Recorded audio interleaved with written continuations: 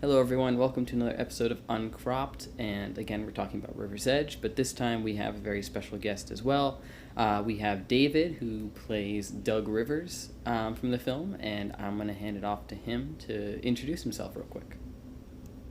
Thank you so very much for having me. My name is David Troup, and yeah, I had the wonderful opportunity to join a fabulous cast and a fabulous crew for what turned out to be just a wonderful experience. So again, thank you for having me today.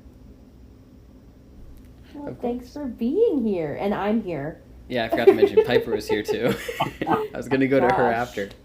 Well, sorry. I just pipe up whenever I want to. Well, it matches your name. So, Exactly. um, yeah, so Piper's back. She, again, co wrote and assistant directed this film, and I co wrote and directed the film. So, um, a good little conversation we're going to have here. So, Piper, I know you have a couple of talking points you want to start off with, so have at it. Yeah, so I guess we might as well start at the beginning. David, how did you get involved with this project? That's a great question. I got involved with this project due to, I think, primarily my relationship with Joe Russillo, who has been training in karate with me for many years.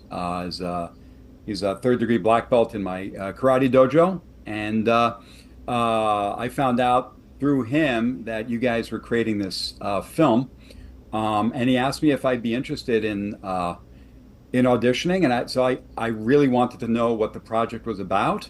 I asked if I could take a look at the script first.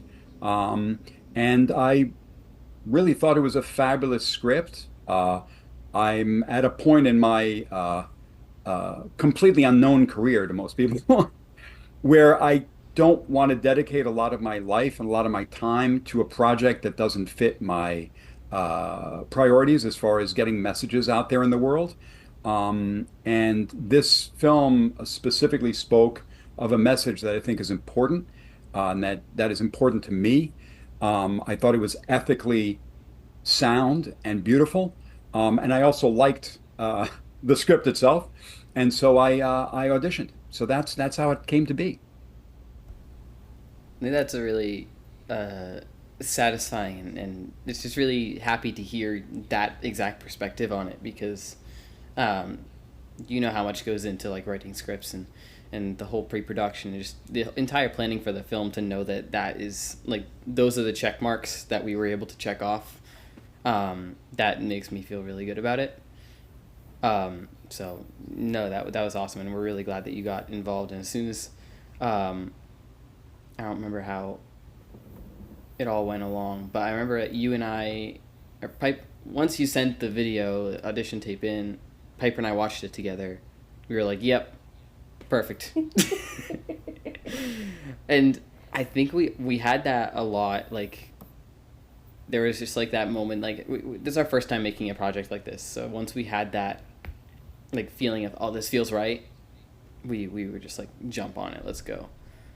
Um, Well, I'm certainly grateful that took place, not only because it I think is a really worthy project, but it was a wonderful opportunity to get to meet all you guys, to work with you guys, um, and uh, and the cast as well. And so it ended up being just a wonderful period for me in my life. So I appreciate it and thank you very much. Thank you. Um, and you just talked about the cast and crew. What was it? You only really knew me, and did you know you knew Cora as well, right, on set? But how was it getting to know everyone, and what was the vibe like for you when we were on set? Yeah, so I'd say the first time I got to meet most people was at the first read through, and I've been on just way too many projects where there isn't a first read through, and I was really grateful that you guys started with what I think is a really important spot. I mean, not only does it allow us to get an overall sense of the voices and of the feel of the piece, but it allows cast and crew to start understanding who each other is. And I think even I'm certainly from my perspective, being I'm an actor, the opportunity to see the other actors, to hear their voices, and to already start putting in your head or body, oh, that's my son, that's my daughter, this is their relationship, this is what's going on. It was just a great opportunity with no pressure whatsoever. Nothing's rolling. There's no, there's nothing's happening. We're just sitting there and chatting, and so it's a good opportunity to get to know each other. So that certainly was a great first step for me. Yeah, I enjoyed that night so much. It was, and Piper and I talked about it afterwards. It was actually kind of like emotional for us. It was the first time like that our script was kind of being read like with the whole group of people. So after that Yeah. evening, I we talked on the phone for a little bit. We were like, "Holy crap!" Like, Yeah. It was definitely a wild experience. Just to like hear the entire story out loud and to hear the actual actors, doing it. It was very cool. There are different there are I know there are many different writers who have different perspectives and how they write. Do you either individually or together, do you hear people's voices when you write? Is it your own voice? Is it a voice of somebody that you knew in the past that you hear, or is it really just the words? Is it just the words that you're writing? How do you go about doing that? Sorry to throw it back to you. I know. I was like, "Excuse me, I'm the one asking the questions." this is a very good No, question, though. I don't know. I mean, I think at first it's just the words while you're trying to work out who a character is.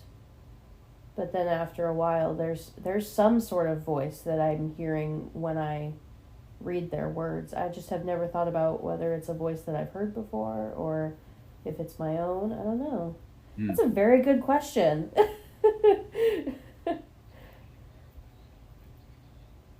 Yeah. Well, well, in the past, in previous episodes, we talked about the characters and how, like, Hadley and Cash, especially, are kind of derived from pieces of Piper and myself. Mhm. So, part of me thinks that, like, in the, like, when you're writing it, in the back of my head, it was like, okay, does this make sense to me? Because a lot of it is coming from the perspective of this character is partially like me. And I don't know if that was the same way for Piper with Hadley. Um, but yeah, and then once we did have some times where we kind of like rewrote dialogue once we had the people cast, like Mm-hmm. Cash and Hadley, especially, and Riley as well. Um, but once we got to see them act for a little bit, we were like adjusting the dialogue. That's when we were like, okay, this makes so much sense because this is exactly what this person would say after getting to know them and see how they played the characters. Um, and that's one thing I think that we did well is letting the actors, and David, you can give your input on this, letting you guys have some more creative freedom with your dialogue and kind of switch things up a little bit. I don't know if that was um, not a bad choice, but a unique choice. But it helped us kind of see what you guys would do with it, because from our perspective, I think everything came out really, really, really well, and I think that the improv really matched the characters and let you guys have more creative freedom. That's great to hear. Yeah, that my perception certainly on set was of being permitted freedom to explore a little bit, and it spoke to me to a certain level of experience and maturity, certainly from such a young crew to allow for that to happen. That I've worked on projects where people are very proprietary about their words. I I had the opportunity years ago to actually work on a production of Who's Afraid of Virginia Woolf by the famed Edward Albee. It was directed by Arthur Penn, the great director, and we received a letter from a lawyer after one of the first preview performances. We were doing it at the Actors Studio Showcase Theater on 42nd Street, and it went through a whole list of words that we had not misstated, but mispronounced, and pauses that were not there after certain commas, and that a lawsuit was going to follow if we didn't better the performance. So, there are different levels of freedom that you're permitted on projects, and certainly this was more to the free level than some of the other projects I've been on. That's insane. Wow. Yeah, he was a pretty extreme individual and one of the great writers in our history, so I'm going to forgive him. Probably a He good gets a call. pass. Yeah. But that's it's crazy how people can be so like meticulous about that kind of stuff. Like I totally understand why. Like if you have a certain vision, like execute it as well as you can and have people execute as well as you can. But I think like Piper and I we were really comfortable with trusting the actors as well and having Yeah, you it's guys like as long as our message was getting across, it didn't have to be the exact words that we wrote on the page. Mhm. So, and you guys know what you're doing as actors. We have never really we've never really acted before. So I kind of was just like, okay, you guys let me know what you want to do when it comes to acting and we tried to make that work. I think it worked pretty well. Yeah, it was Oh, a sorry, great go ahead. environment. It was a very safe and great environment to work in. I'm glad that's the case because yeah. I don't know. I always feel it's a weird sentence, but our crew was just a whole bunch of 20-something-year-olds just trying to make a movie. It sounds crazy. Yeah, but that occurs more often than you think. I mean, everybody has to start somewhere, and sometimes the very early projects from people are wonderful. So it doesn't necessarily mean that because it's at the beginning, people don't know what they're doing. I mean, there are people who actually have proper training and they come out of the gate with a good idea of how things should go and a good process. And it seemed like you guys had a process going that was very professional, but also very relaxed. Yeah, I like the relaxing part. So, let's talk about your character. I don't know if you have a typical routine for how you get to know a character that you're playing, but what was your process of connecting with Doug? Hmm. Yeah. Well, my process has always been to first read through the script, go through the script specifically to find words that speak directly to the character's past, to understand better who this person is. Um, because if I start creating a character in my body in my own past that doesn't fit with the script, there are going to be issues. In this case, there was actually very little. There was obviously the relationship with my with the mother of my children, and the fact that she is gone, and so there was a loss that I needed to understand better. And again, there are scripts where there's a lot, depending on the character. I mean, for instance, for some of the other characters in this film, there would have been a lot more to look at. But for my character, understandably, um, a lot of that had to be just created. And so when that happens, then I try to connect with things that I've already experienced in my life that have elicited certain emotional reactions or certain emotional feelings that would work possibly for each specific scene.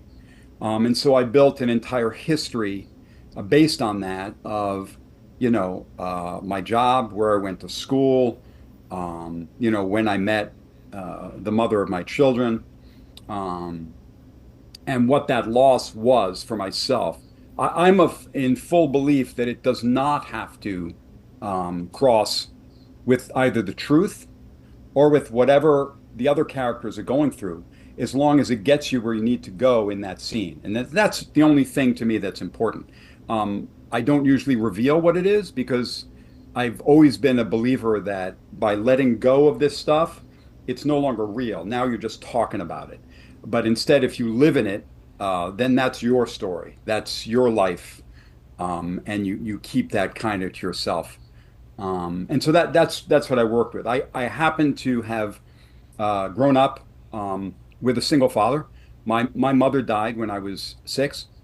My father was a brilliant, very, very loving man, but had a temper that is just beyond. I'm not even going to explain it.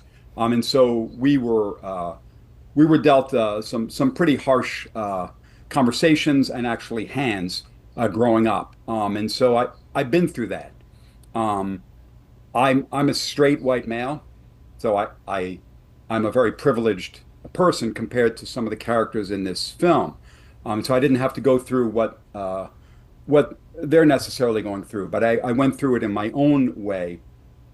And so I was able, I think, to connect with the pain that I think that I always perceived that my father was going through when he was trying to be loving, and at the same time it came out of a sense of anger and complete dissatisfaction. I mean, a perfect example would be when my dad came to see me in the first show I did at SUNY Purchase, where I was the lead. It was our town. I was playing George, and at the end of the show, there was no hug. There was no wow. I'm so proud of you. That was great.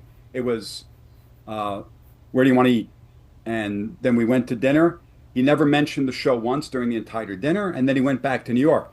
But I mean, he drove up and saw the show, and I know that he was proud of me, but I just felt a sense of incredible, like, wow, he hates me. He can't stand what I did.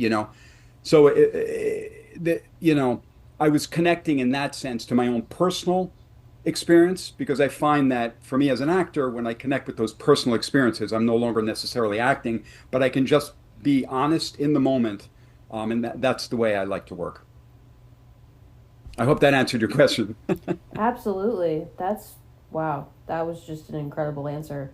I, obviously, having only worked with you on this film, I don't know you that well. So learning that, that is your process and that is your background, it's incredible to see how far you've come and how you did this character justice. And honestly, thank you for that.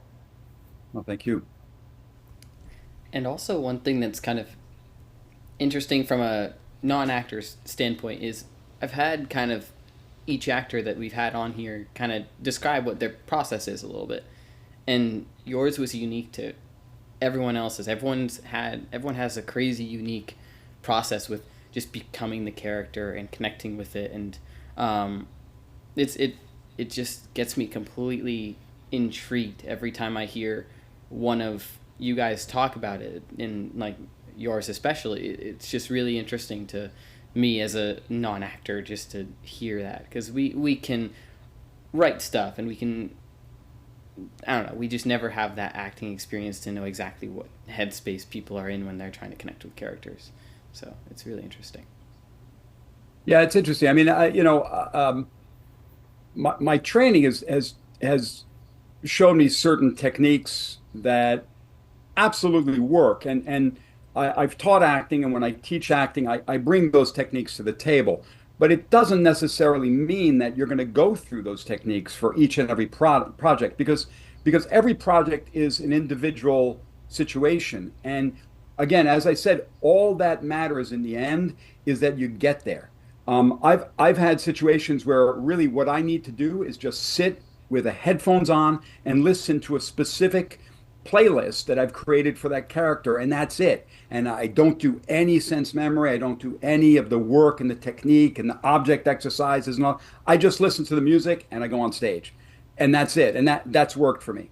Um, but this one here, and specifically with film, with theater, you have the opportunity to start in a place and let the other actors, the moments throughout, as well as the audience energy, guide you through the various arcs that you create for your character. In film, you just got to get there. You have to be there at that moment, and then you have to do it from another angle, and it has to match what you did from the first angle.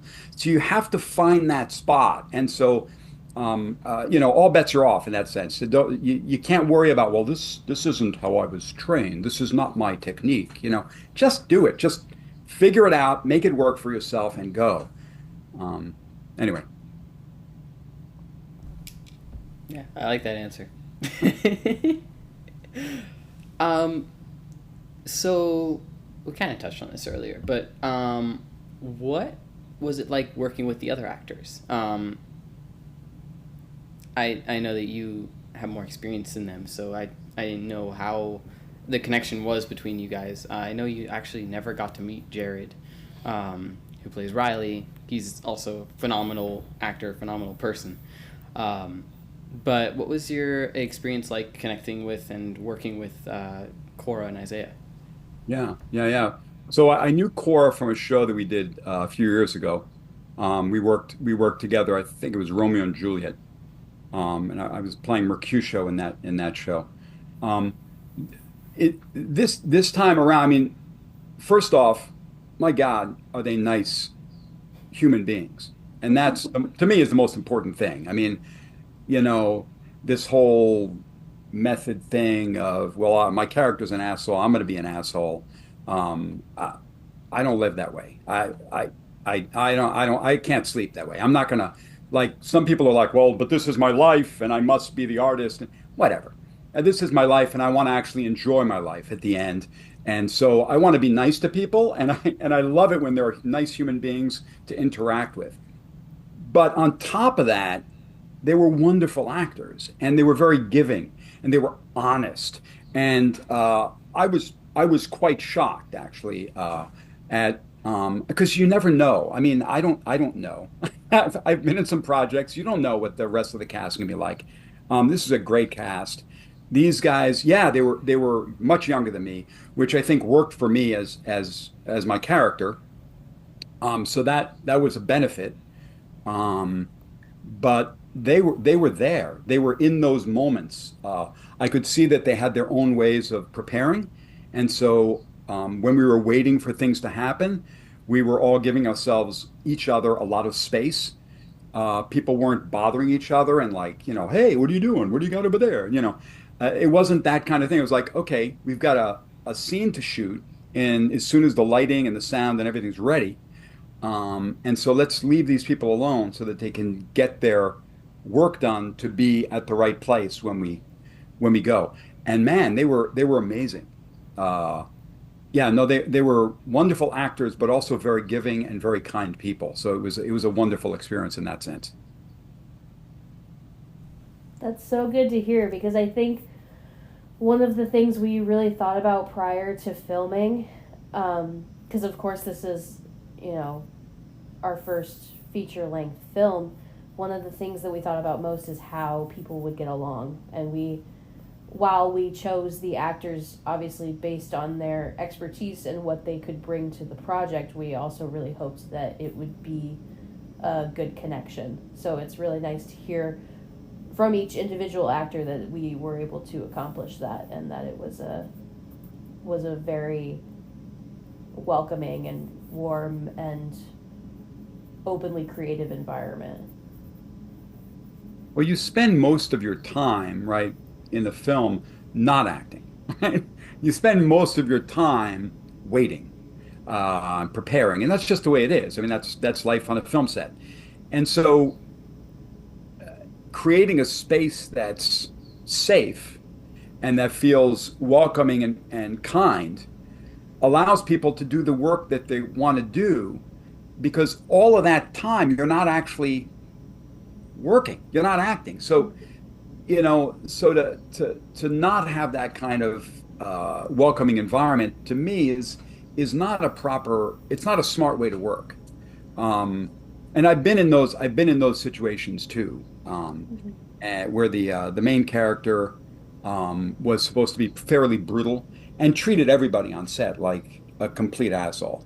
And it just wasn't fun. we all just wanted to leave. We just didn't want to be there. And so that's not I don't think a way that I like to that I like to live when I'm working. Yeah. And that's totally fair. I wouldn't want to be there either. Yeah. I was actually going through the past few days I've been going through some of the behind the scenes footage that Peter had been getting on set, and every time I kind of see just like just the dynamic between everyone, so throwing jokes around, having fun, yelling at each other in a playful way. Like it's just hilarious, and I love it. Like there are a bunch of times where, even in like scene, no one's gonna know what I'm talking about. Scene 55, the biggest scene.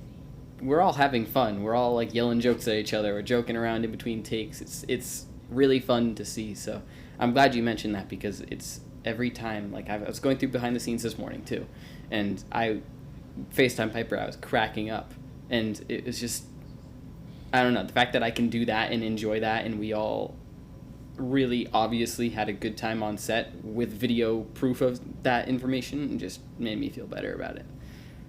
But we were also as actors, we were noticing the professionalism of the crew, right? So we're sitting there, we're just kind of in our own world. You guys are suddenly noticing that there's a reflection that was visible for 1/8 of a second on this, and it's like, and half of the people didn't say, "Oh, let's go check it again." And you're looking at it, there it is, and it was very serious. It was serious. It was professional, and so when you create an environment that is safe in the sense that you're creating good borders and good, secure professionalism, then it allows the actors to be much more free.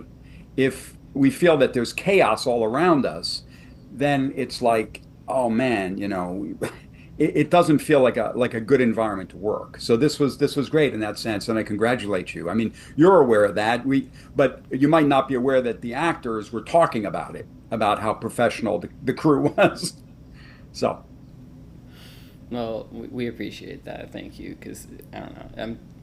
That was one of our goals, and I'm glad that we kind of like hit that. So that makes me happy. Piper and I wanted to bring up the fact that it's kind of crazy to us. Not crazy. It's crazy to us how well you played Doug because of how polar opposite of Doug you are. You are like one of the best people we've ever met. Doug is an asshole.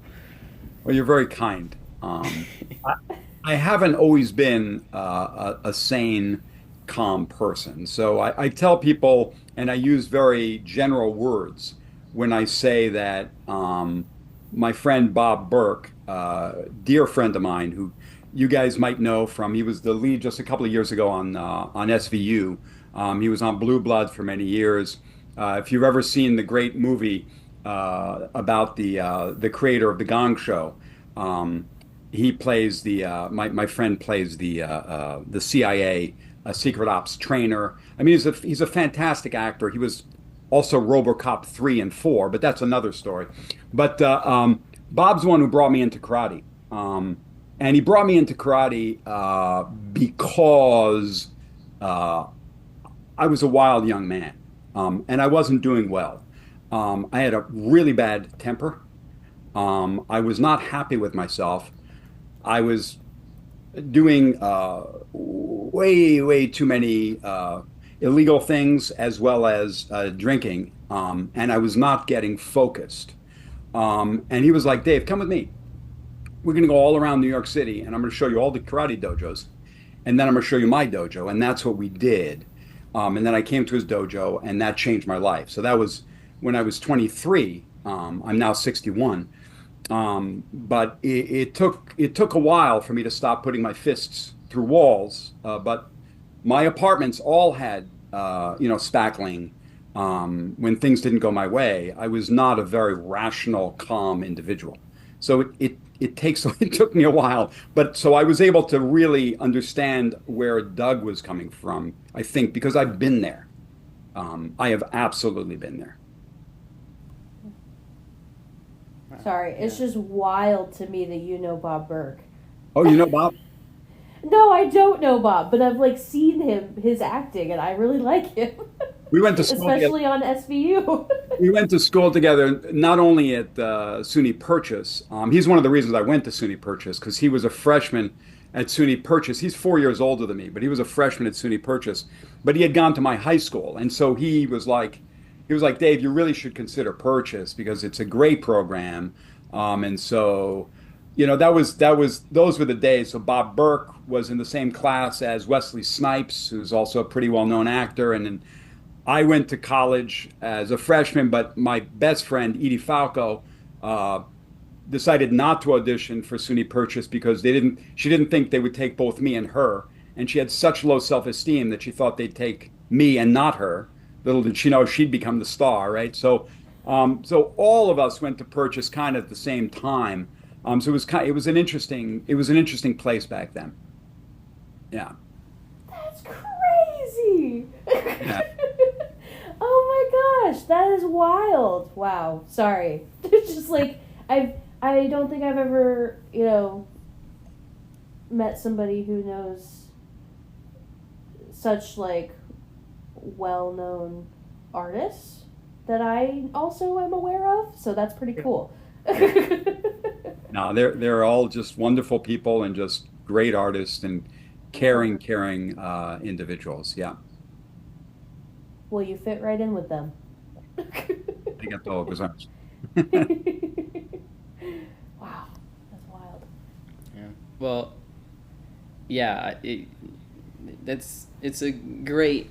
I didn't know that, so it's really interesting to hear that perspective from you. And again, yeah, like you are an amazing person, and you fit right in with everyone else that we worked with as well. So, yeah, Piper, I think you have the next question too. Yeah, so what was your favorite moment on set? Mm. Yeah. You know, that's going to be hard. That's going to be hard for me um, because I was really grateful. The part that you guys wrote for me, I thought was all just such opportunities for simple looking and simple talking. Um, and obviously, one of my favorite scenes is the scene where I'm basically begging for forgiveness. Um, but again, to be able to talk to my son and have him stand there and actually listen to me, um, and you could see that his heart was open. He was actually listening.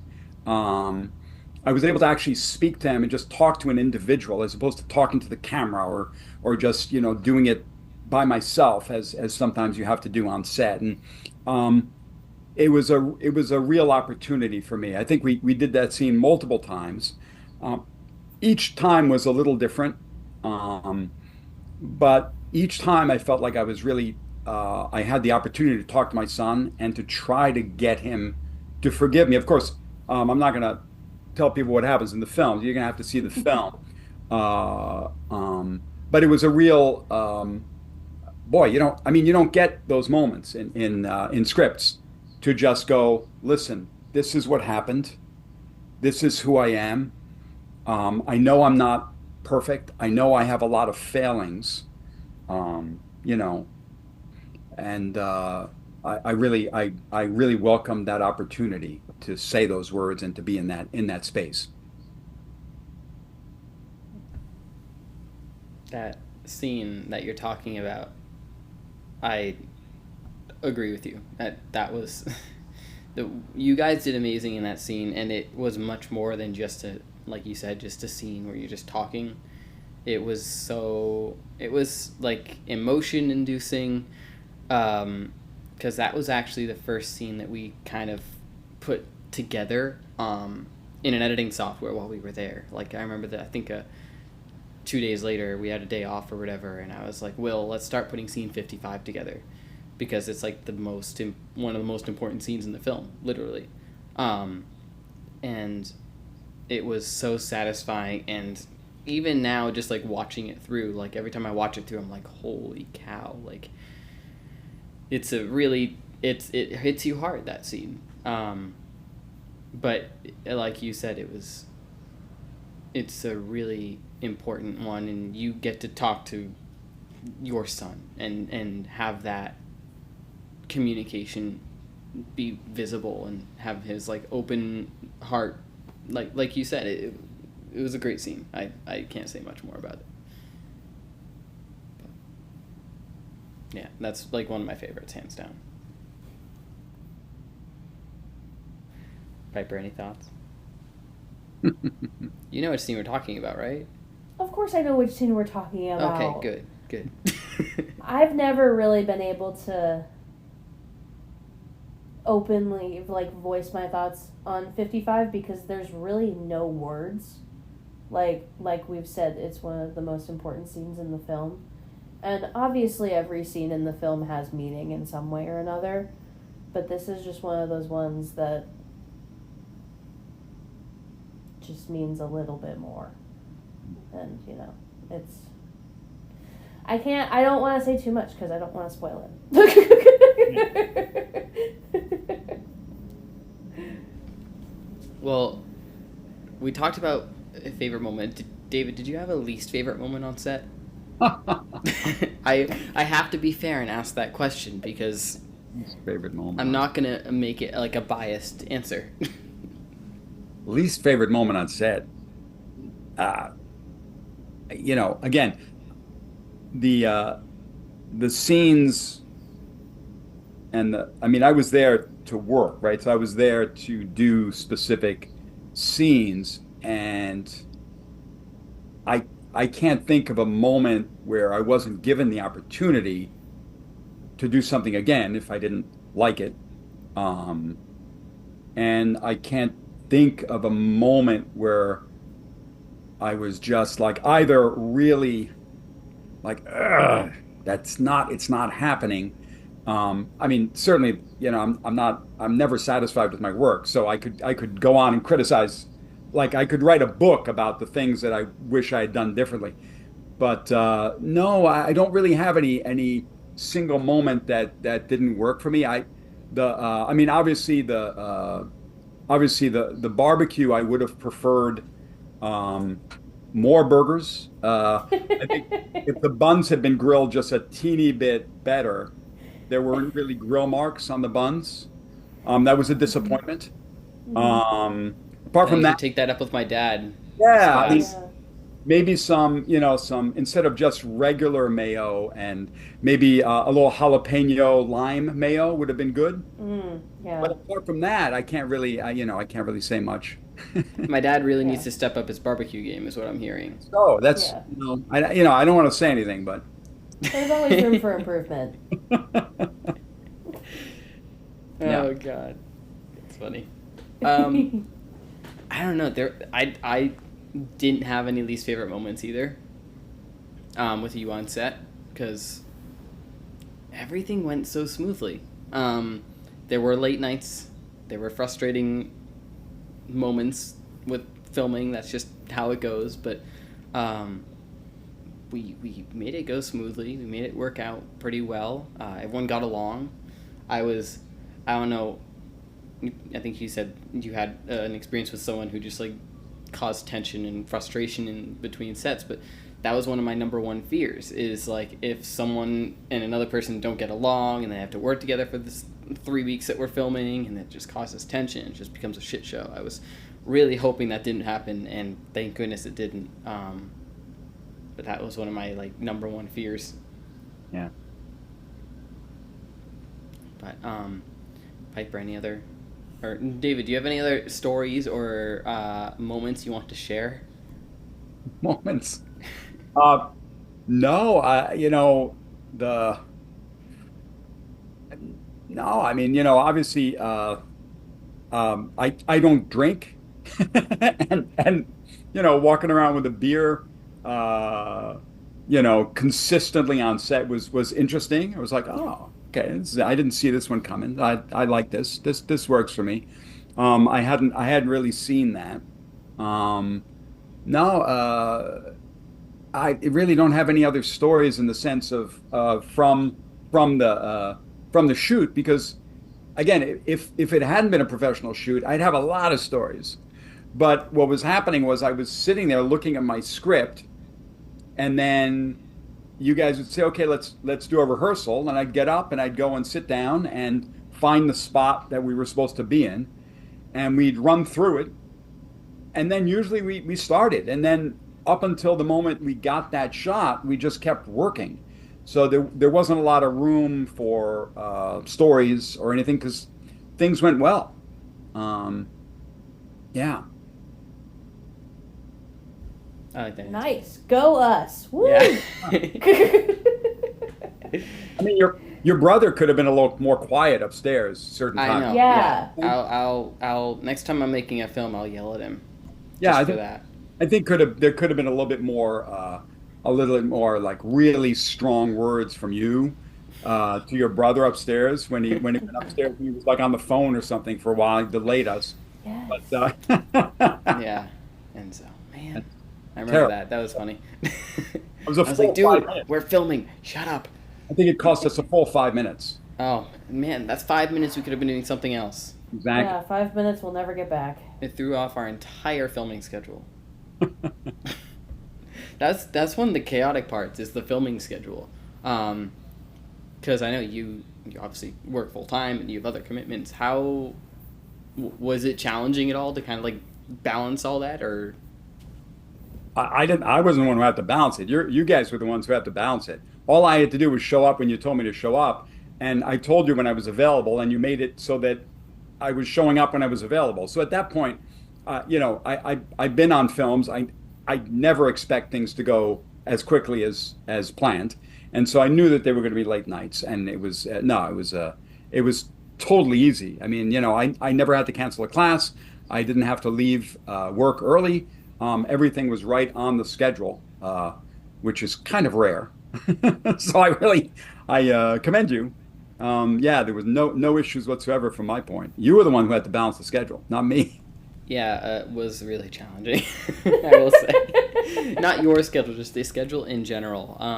Because Piper and I would FaceTime like every few days and talk about it. I don't know how many versions of the schedule had made, probably like I don't double know. digits. And then, there were a few versions that were made while we were filming, so, I can't imagine how many different variations of the schedule are out there.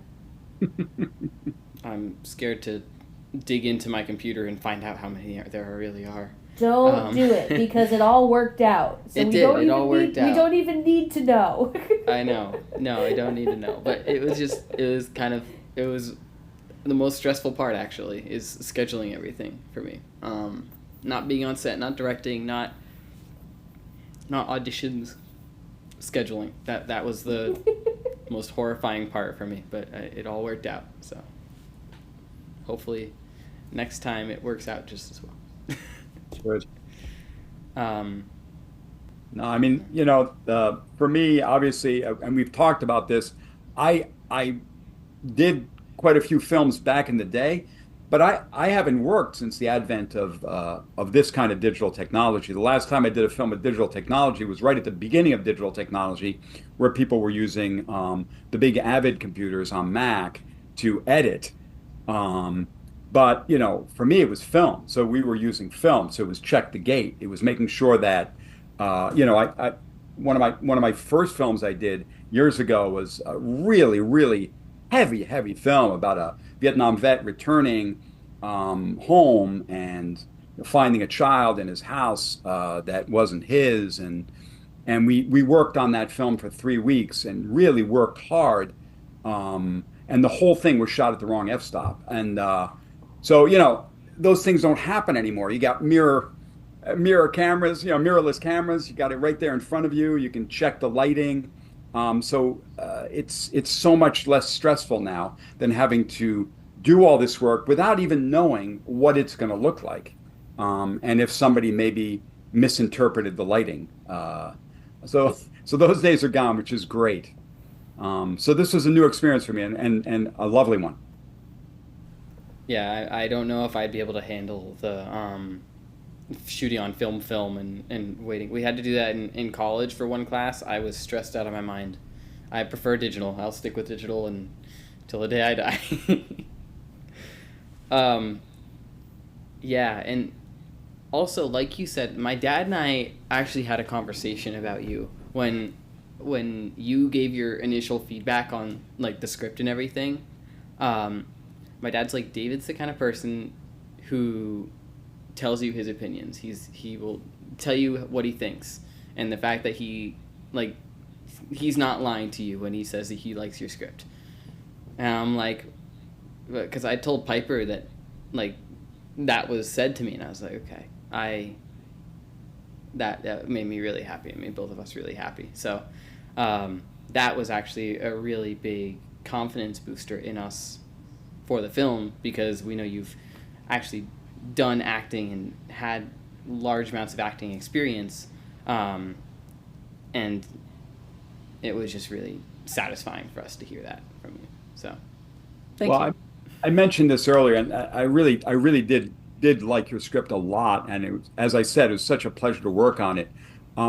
I mentioned this earlier. I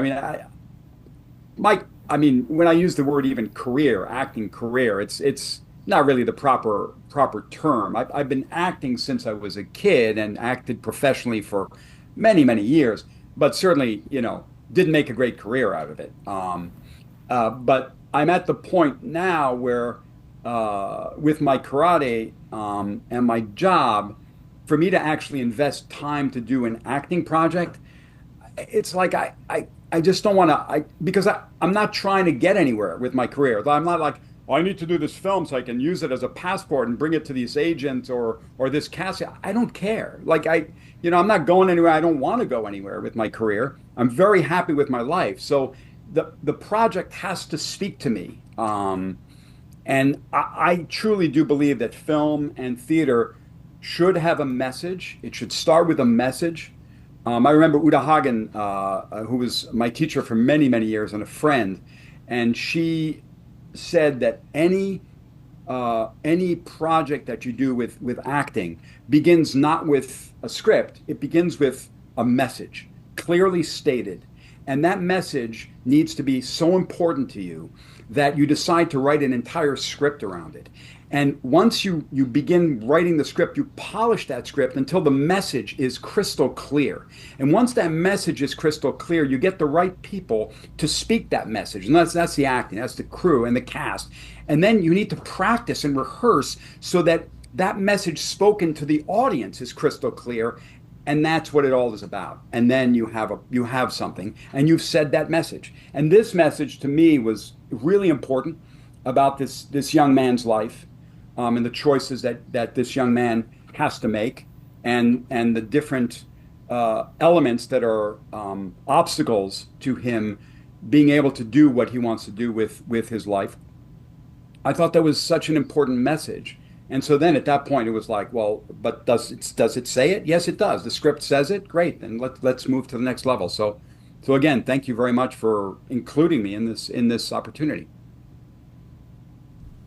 That's awesome. That's actually that's such a great way of explaining it too, because it's, I don't know, I love that way of thinking. She's a genius, so she would certainly know how to explain it properly.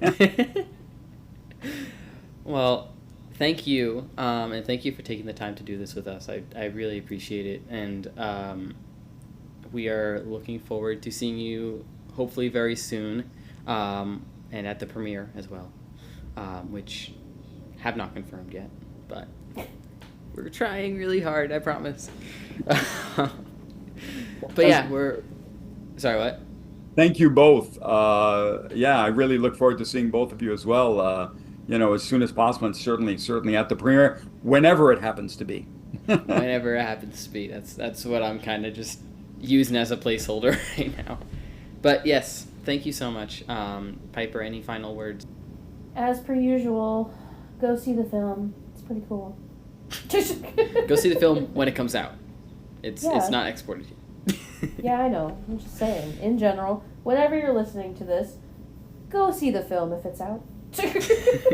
Please do. Anyway, thank you all for listening to another episode of Uncropped, and thank you to David and Piper for being here. We will see you next time. I don't know who we're going to have on next time, but it'll be someone fun as well. So we will talk to you next time on Uncropped.